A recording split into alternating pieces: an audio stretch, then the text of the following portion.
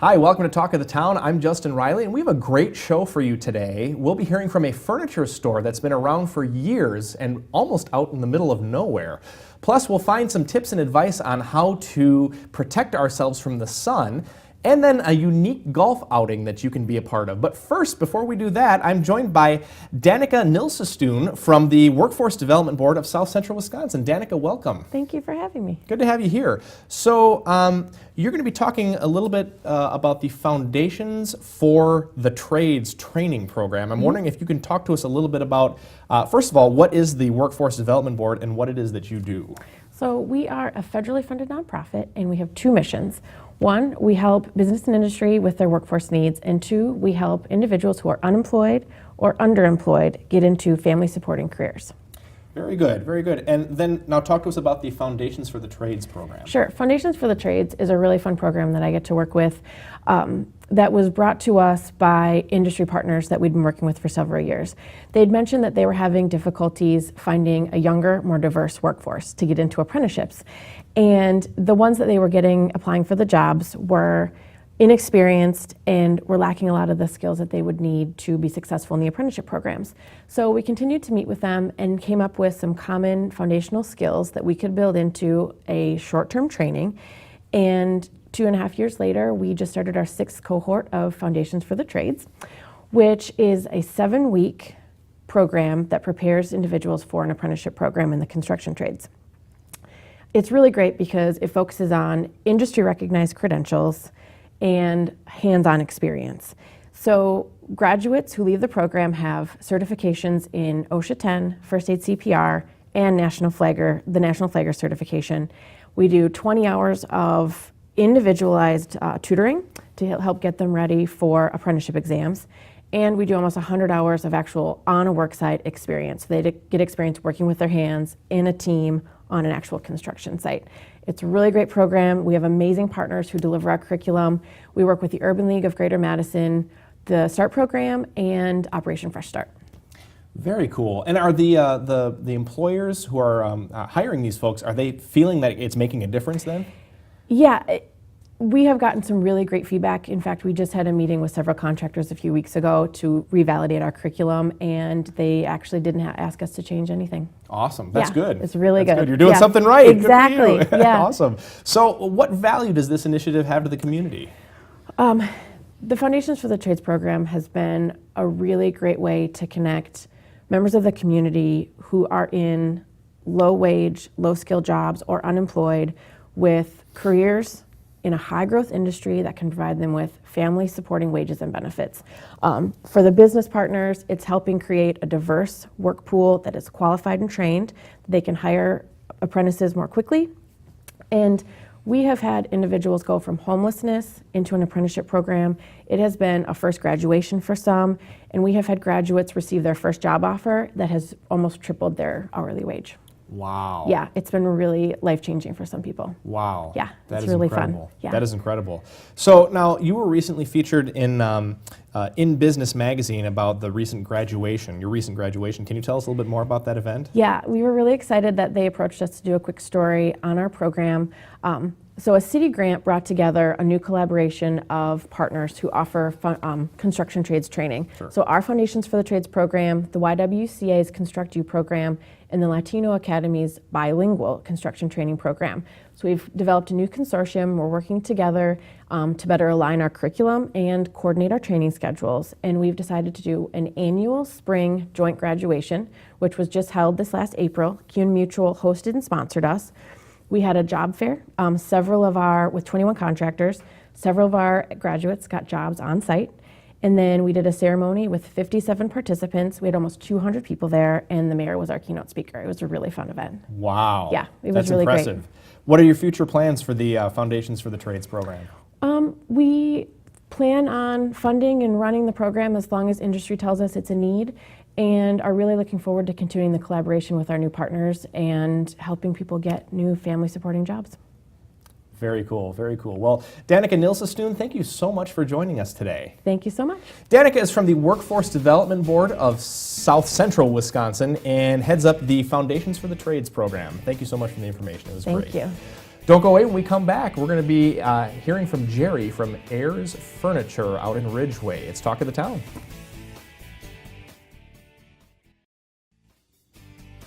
Welcome back to Talk of the Town. I'm joined now by Jerry Ayers of Ayers Furniture out in Ridgeway. Jerry, welcome to our program.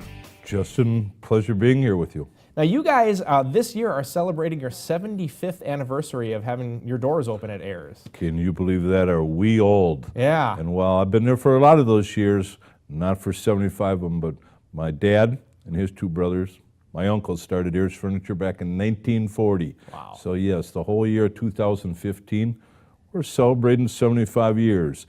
And it's been a great run. And trying to do business the same way my two brothers, Sure. with me in Ridgeway, are trying to do business the same way that my dad and his brothers did it for the years ahead of us. Yeah. Well, talk to us a little bit about that. How do you guys do business that might be different from what people might expect? Well, obviously, our Madison is our market.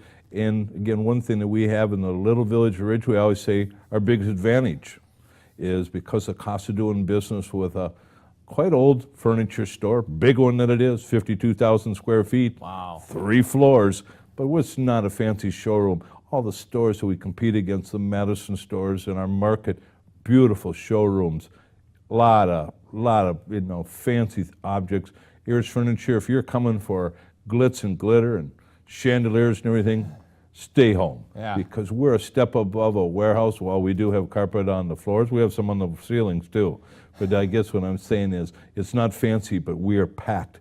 The candy store is full of candy. Yeah. Ayers Furniture is packed full of furniture. And that's why they come there. I mean, that should be why they come there. One thing, again, we're old. Name brand furniture, the brand names we carry for 75 years, Lazy Boy, Sealy, Flex Steel, Smith Brothers, Lane, couple hundred manufacturers that we carry, almost all American made today too. Wow, that's great.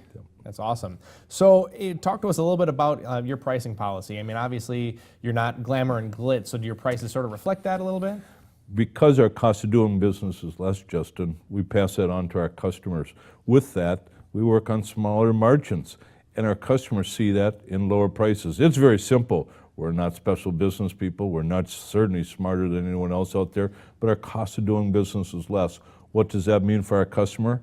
Lower prices. And when people say, well, price doesn't really mean anything to them, please. Everyone wants a better price. I don't care the richest person you know or anyone you know. If you can get the exact same object for a lower price with all the extras that we add in, you can't, no one's going to pass that up. And why not? Why wouldn't you pass that up? No one is that crazy, even the richest person you know. Oh, absolutely. And talk to us a little bit about some of those extras that you mentioned. Well, one of the things that we do, one of the few furniture stores that still delivers for free, and not just delivers for free, our guys bring it in. They're not like the paper boy. They're not going to throw it in your front yard like the old paper. Our great delivery teams are going to bring it in, set it up in your home, take great care of your furniture, better care of your house, even take away your old furniture absolutely free. So one of the things that we can do, you don't have to tie it on top of your car, throw your old stuff out on the curb. Let the Ayers Furniture family take care of that for you. Wow, you'll actually take old furniture out of people's houses and take care All of the that. time we do it. We'll provide the truck and a couple men, and we deliver furniture all the time. Well, I can't tell you exactly because it changes all the time how many things we deliver, how many deliveries we have every week. A lot of times the people aren't even home. Yeah. We go in, we're in their home, put their new furniture in, haul away their old stuff. You come home at night, all taken care of, absolutely free. So that's one of the extras besides some convenient payment plans. And probably the best thing we have is because we're small, 15 employees, Sure. Small family business, we really take care of our customers. We live with our customers. On Friday nights, we're at the high school sporting event with them. On Saturday, we're in the grocery store, and Sunday in church with them. I want every one of our employees to hold their head high, and we're in this community where we are living with the people, and I want them, our employees, to be proud. And so when they see our customers, one of their customers come by, they can say, hey, thanks for the great job you did for me. Sure. So we're our customer service, we don't just talk about it, we go for it every day. It's all about those relationships. It's the only thing we have going for 75 years. Yeah. Well, Jerry Ayers, thank you so much for joining us today. I look forward to getting out there and seeing your 52,000 square feet. 3 floors, so Wow. we have a lot of furniture. Yeah. Thanks so much for joining us today. Thanks, Justin. Don't go away. When we come back, we'll be talking with Eric from the Medicine Shop. He'll give us some ideas on how to protect ourselves from the sun these coming summer months. It's Talk of the Town on CW57.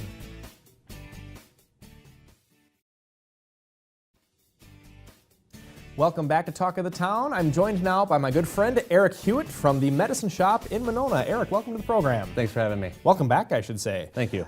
So obviously we're heading into summer. Sun's getting warmer, weather's getting warmer, and we're going to be talking about protecting ourselves from the sun's harmful rays. Why is it so important to apply and also reapply sunscreen while working outside? Yeah. Well, obviously the application process is important. I think it's widely known the dangers of skin cancer these days, and I think that's obviously the biggest thing, because it's not skin cancer where sometimes you just get a little mole removed or something like that. It can actually be a very deadly form of cancer with some of the melanomas. So that's obviously first and foremost of applying the sunscreen. And then reapplying is because it only protects you for so long. And the FDA has actually taken the ability for certain sunscreen manufacturers to put things on there like waterproof and sweatproof, because there is no such thing. They can say resistant, but if you're sweating profusely or go swimming or something like that, even if it has those terms on there, you really have to reapply to make sure that you stay covered and protected against the sun's rays. Right. There's no way that 100% of it can stay on when you jump into the swimming pool. Unfortunately not. Yeah. Correct. Yeah. So what are the best types of sunscreens that people should be looking for when they go to purchase a sunscreen this summer?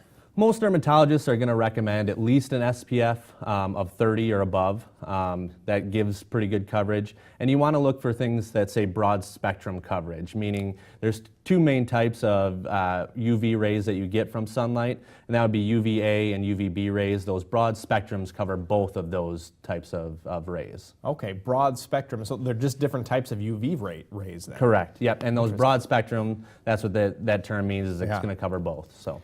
Now, I've noticed that some sunscreens have an expiration date on them. Yep. Can you talk to us a little bit about that? Yeah, we usually recommend, number one, if you haven't opened it, definitely go by an expiration date if it's on there.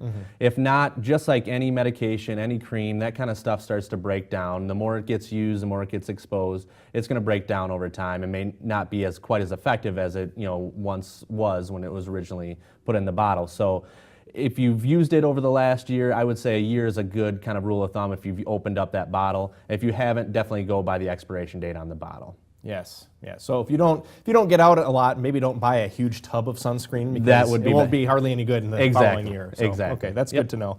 Are there certain medications that can make people more sensitive to sunlight and to the sun, and why? Sure. There definitely are, and I don't know, maybe some people watching out there have had that, thing told to them when they come into the pharmacy to pick it up, and I know that we consult people all the time on it. So there are a few classes of medications that are kind of notorious for that, some being some antibiotics, specific classes of antibiotics, some water pills or diuretics that people are taking for blood pressure or swelling. Some chemo medications and things like that. So if your doctor or your pharmacist does mention that to you, you want to make sure that you pay attention to that. And the reason for that is that chemical that's in your body does react with the skin cells and cause kind of an inflammation when it gets exposed to sun, and causing a similar type reaction to a severe sunburn and things like that. So whatever sunburn you might have gotten without taking that medication could just be that much worse. Greatly intensified, absolutely. Yeah, Yep. absolutely. Where can I get more information? Where can we find more information on this topic of sun sensitivity and whatnot? I always am going to advocate for the pharmacist, Sure. And I think that's a perfect way, especially if you're wondering about your medications. Please ask us questions. That's what we're there for, and that's what we're going to consult you for. So that's number one for me. It's always going to be number one when it comes to that kind of stuff. The other one is, online, the Academy of American Dermatologists and things like that. There are some good information on WebMD as well to those types of things if you have more questions about the specific sunscreen that you have and things like that. But those are really the best places, I think, to utilize those resources to get more information. You mentioned that most people or most doctors recommend a minimum of SPF 30, but I go to the store and I see SPF 15, sometimes even SPF 5. What is the purpose of some of these things? I mean, people get anything out of these? They can, they're just not going to last as long. Okay. So you might have to reapply more often to get that same level of sun protection that you would get from the higher SPFs. Sure. So it's just something you had to be more diligent, on applying and reapplying. Eric Hewitt from the Medicine Shop in Monona, thank you so much for joining us again today. Thanks for having me again. Don't go away. When we come back, there is more Talk of the Town coming up right after this. Stay tuned.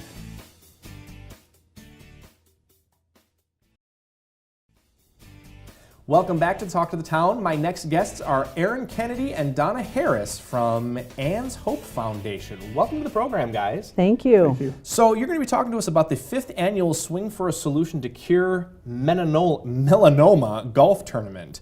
Can you talk to us a little bit about what the golf tournament is all about and what kind of events are going on? Yeah, we started it 5 years ago.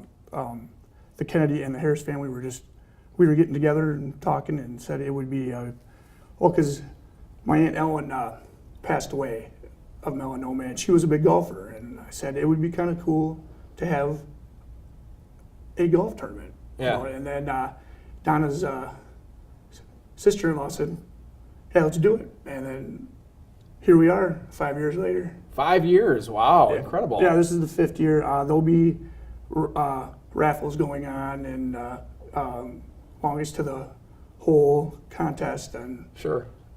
Longest to the hole contest? or putting. Sorry. Okay. Sorry. I know that sounded weird, but Well, no, I'm longest just putt. thinking because Longest that could be good for me. If the goal is to be the longest time to get to the end, I think I would win that competition. So putt. Yeah, there's a lot of us that are like that, but So I you mean, need not be a longest good putt. golfer. Yeah, right. Okay. Oh no. Oh, longest putt. Got Right. it. Okay. Yeah, I wouldn't win. Right. that There's one, no but- good. You don't have to be a good golfer. Okay, well, that's Any good. skill level is welcome. Excellent. Excellent. And Donna, can you talk to us about what is Ann's Hope Foundation? Yes, Ann's Hope Melanoma Foundation was founded 10 years ago by Ann Frenzel and Ann Harrington, who both lost a brother and a father to melanoma. And over 10 years, we've raised $1.3 million. And it's gone to the UW Carbone Cancer Center, Dr. Albertini Research Group, and the Medical College of Wisconsin. And we are a nonprofit, and we're the only melanoma foundation in Wisconsin. So the money that's raised here, this goes right to cancer research. And It does. It goes. It stays in Wisconsin It too. only is in Wisconsin, yes. And Yes. again, we're nonprofit. And Dr. Mark Albertini has a research lab at the UW Carbone Cancer Clinic.